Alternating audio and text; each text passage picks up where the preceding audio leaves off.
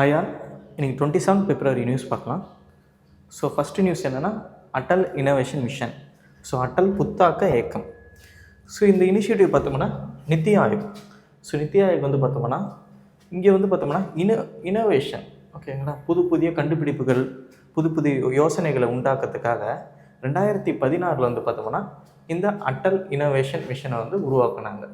இதில் என்ன சொல்ல வராங்கன்னா, இங்கே இருக்கக்கூடிய ஸ்கூலு, காலேஜஸ், அப்புறமா ரிசர்ச் இன்ஸ்டிடியூஷன், இண்டஸ்ட்ரீஸ், தொழிற்சாலைகள், எம்எஸ்எம்இ, இங்கெல்லாம் வந்து பார்த்தோம்னா புதிய கண்டுபிடிப்புகள் உருவாக்கணும், புதிய யோசனை வந்து வரணும் என்றதுக்காக வந்து பார்த்தோம்னா இந்த இனிஷியேட்டிவ் வந்து கொண்டு வந்தாங்க.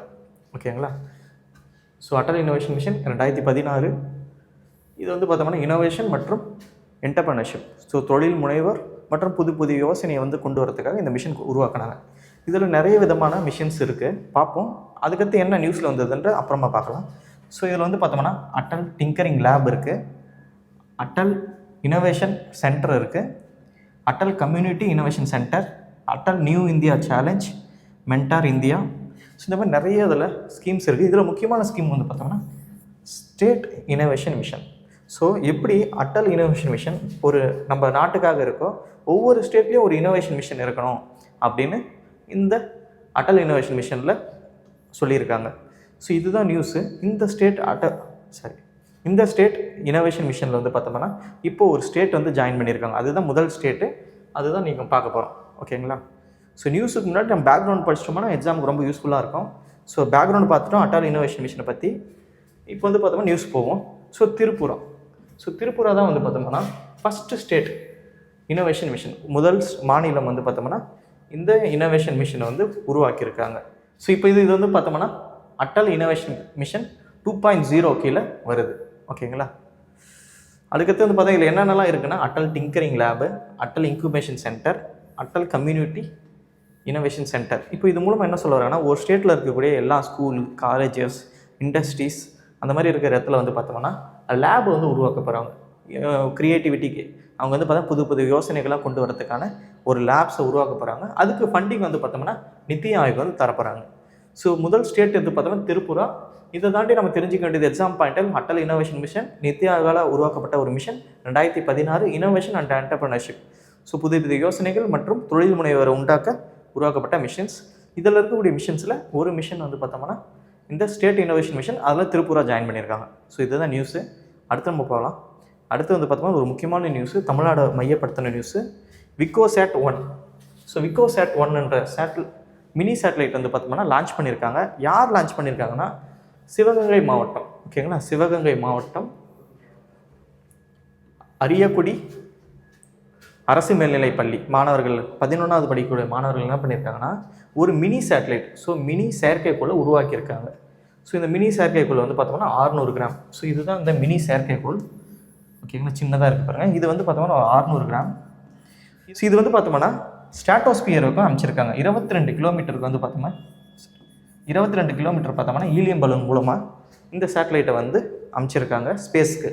ஸோ இந்த சேட்டலைட் என்ன பண்ணுதுன்னா ஃபங்கல் டிசீஸ், ஓகேங்களா, இந்த ஃபங்கல் டிசீஸை பற்றி ஆராய்ச்சி பண்ணுறதுக்காக இந்த சேட்டலைட்டை அமைச்சிருக்காங்க. என்னென்னா ஸ்ட்ராட்டோஸ்பியரில் இருக்கக்கூடிய ஐஸில் வந்து பார்த்தோம்னா ஃபங்கஸ் ஃபார்ம் ஆகிருக்கும். இந்த ஃபங்கஸை பற்றி படிக்கிறதுக்காக இந்த சேட்டலைட்டை வந்து சிவகங்கை மாவட்டத்தில் இந்த அரியக்குடி அரசு மேல்நிலை பள்ளி மாணவர்கள் வந்து பார்த்தோம்னா இந்த மினி சேட்டலைட்டை அமைச்சிருக்காங்க. ஸோ இந்த ஃபங்கஸ் வந்து பார்த்தோம்னா நாளடைவில் என்ன ஆகும்னா கீழே வந்து பூமிக்கு வரும், கீழே வந்து விழுந்துடும். இது வந்து பார்த்தோம்னா அப்படி விழுறதுனால இங்கே இருக்கக்கூடிய பயிர்கள் வந்து பார்த்தோம்னா அஃபெக்ட் ஆக வாய்ப்பு இருக்குது. ஸோ அதை பற்றி படிக்கிறதுக்காக தான் இந்த மினி சேட்டலைட்டை வந்து பார்த்தோம்னா நம்ம பள்ளி மாணவர்கள் இதை வந்து உருவாக்கியிருக்காங்க. ஸோ தமிழ்நாடு மாணவர்கள் இதை உருவாக்குறதுனால இது நம்ம நல்லா தெரிஞ்சு வச்சுப்போம். விக்கோசாட் 1 ஸோ சிவகங்கை மாவட்டத்தில் உருவாக்கியிருக்காங்க அங்கே இருக்கக்கூடிய பள்ளி மாணவர்கள். அடுத்து நம்ம பார்க்க பார்த்து ஒரு முக்கியமான ஒரு ஸ்கீமு. ஃபஸ்ட்டு இந்த ஸ்கீமை பற்றி தெரிஞ்சுப்போம், அப்புறமா என்ன நியூஸுன்றதை பார்க்க வரலாம். ஓகே, என்ன ஸ்கீம்னு பார்த்தோம்னா Pradhan Mantri kharif Kalyan Yojana.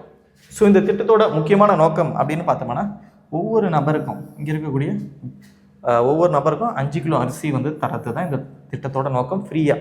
For example India முழுக்க வந்து பார்த்தோம்னா 80 கோடி சிட்டிசன்ஸ்க்கு வந்து பார்த்தோம்னா இந்த ஃப்ரீயாக வந்து கோதுமையோ அரிசியை வந்து தராங்க இந்த திட்டத்தின் கீழ், பிரதான் மந்திரி கரீப் கல்யாண் யோஜனா. இது வந்து பார்த்தோம்னா யாருக்கு தராங்கன்னா இங்கே இருக்கக்கூடிய ரொம்ப கீழ்மட்டத்தில் இருக்கக்கூடிய மக்களுக்கு. ஸோ கரீப்னா என்னென்னா புவர், ஸோ ஏழை. ஓகேங்களா. கல்யாண் யோஜனானா அவங்களுக்கு அந்த உணவு வந்து தராங்க. ஓகேங்களா. ஸோ தமிழில் சொல்லணும்னா ஏழைகளுக்கு நல்ல உணவு திட்டம். ஓகேங்களா. இதுதான் ஸ்கீமு. ஃபஸ்ட்டு இந்த ஸ்கீமை பற்றி இன்னும் டீட்டெயிலாக பார்ப்போம். இது வந்து பார்த்தோம்னா கோவிட் பெருந்தொற்று. ஓகேங்களா. 2020 வந்து பார்த்தோம்னா கோவிட் பெருந்தொற்று வந்துச்சு. அப்போ வந்து பார்த்தோம்னா இந்த ஸ்கீம் வந்து தொடங்கினாங்க. 2020 தொடங்கினாங்க. இது மூலமாக வந்து பார்த்தோம்னா ஒவ்வொரு பர்சனுக்கும் ஒவ்வொருத்தருக்கும் வந்து பார்த்தோம்னா 5 கிலோ இலவசமாக ஒன்று கோதுமை வாங்கிக்கலாம், இல்லை அரிசி வாங்கிக்கலாம். ஸோ இந்த திட்டம் வந்து பார்த்தோம்னா கொடுத்தாங்க. 80 கோடி பேருக்கு வந்து பார்த்தோம்னா நாடு முழுக்க கொடுத்தாங்க. ஸோ இது வந்து எப்படி 80 கோடி பேர் எடுத்தாங்க அப்படி பார்த்தோம்னா, நம்மக்கிட்ட வந்து பார்த்தோம்னா ஒரு ஸ்கீம் இருக்குது. ஓகேவா. நேஷ்னல் ஃபுட் செக்யூரிட்டி ஆக்ட் இருக்குது. இந்த ஆக்டில் என்ன சொல்கிறாங்கன்னா 66% இந்தியாவில் இருக்கக்கூடிய ஒட்டுமொத்த மக்களுக்கு வந்து பார்த்தோம்னா உணவு வந்து கொடுக்கணும். பிடிஎஸ் மூலமாக, பப்ளிக் டிஸ்ட்ரிபியூஷன் சிஸ்டம் மூலமாக உணவு தரணும்னு இந்த ஆக்டில் சொல்லியிருக்காங்க. அந்த 66% பார்த்தோம்னா எப்படி பிரிச்சிருப்பாங்கன்னா 75% வந்து பார்த்தோம்னா கிராமப்புறத்தில் இருக்கக்கூடிய ரூரல் ஏரியாவும், 50% மக்கள் வந்து பார்த்தோம்னா அர்பன் ஏரியா, அர்பனில் இருக்கக்கூடிய கொஞ்சம் நலிவடைஞ்ச மக்கள். ஸோ இந்த 66% மக்களுக்கு வந்து பார்த்தோம்னா இலவசமான உணவு தரணும்னு நேஷ்னல் ஃபுட் செக்யூரிட்டி ஆக்ட் 2013 சொல்லுது. இந்த ஆக்டு கீழே வந்து பார்த்தோம்னா இந்த உணவை வந்து எல்லாருக்கும் தராங்க. 80 கோடி பேருக்கு வந்து பார்த்தா 5 கிலோ அரிசியோ இல்லை 5 கிலோ கோதுமையோ, ஒருத்தருக்கு ஒரு வீட்டில் 3 பேர் இருந்தாங்கன்னா அந்த வீட்டுக்கு 15 கிலோ அரிசி இல்லை 15 கிலோ கோதுமை வந்து கிடைக்கும். இதுதான் இந்த திட்டம். ஆனால் இந்த திட்டத்தில் வந்து பார்த்தோம்னா வெளிப்படைத்தன்மையை இன்னும் அதிகப்படுத்தணும், இன்னும் டிரான்ஸ்பரன்சியை அதிகப்படுத்தணுன்றதுக்காக புதுச்சேரியில் வந்து பார்த்தோம்னா டிஜிட்டல் கரன்சின்றது கொடுத்துருக்காங்க. Digital food currency. So digital food currency இப்போ ஒவ்வொரு ரேஷன் கடையிலையும் ரேஷன் கார்டுக்கு வந்து பார்த்தோம்னா சில கோடு மாதிரி கொடுத்துருவாங்க. ஓகேங்களா. டிஜிட்டல் கரன்சி கொடுத்துருவாங்க. இந்த கரன்சி யூஸ் பண்ணி அவங்க போய் அந்த ரேஷன் கடையில் வந்து பார்த்தோம்னா அந்த கரன்சி கொடுத்தோம்னா அந்த டிஜிட்டல் கரன்சி மூலமாக வந்து பார்த்தோம்னா அந்த நமக்கு தேவையான அரிசியோ கோதுமையோ வாங்கிக்கலாம். ஸோ இது எங்கே இன்ட்ரடியூஸ் பண்ணியிருக்காங்கன்னா புதுச்சேரியில் பைலட் ப்ராஜெக்டாக வந்து உருவாக்கியிருக்காங்க. ஸோ இதுதான் ஸ்கீமு. இப்போ என்னென்னா கொடுக்க போகிற அரிசி வந்து பார்த்தோம்னா நேரடியாக மக்களுக்கு போய் சேரணுன்றதுக்காக டிஜிட்டல் கரன்சி மூலமாக, ஓகே, டிஜிட்டல் ஃபுட் கரன்சி மூலமாக இதை ஒரு பைலட் ப்ராஜெக்டாக ட்ரை பண்ணி பார்க்குறாங்க. ஓகே, இதுதான் நியூஸ். அடுத்து போகலாம். அடுத்து வந்து பார்த்தோம்னா ஒரு international news. So international climate initiative. ஓகேங்களா. இன்டர்நேஷ்னல் கிளைமேட் இனிஷியேட்டிவ்ன்றது ஜெர்மனி கவர்மெண்ட்டால் உருவாக்கப்படுற ஒரு இனிஷியேட்டிவ். இப்போ என்னென்னா காலநிலை மாற்றம்.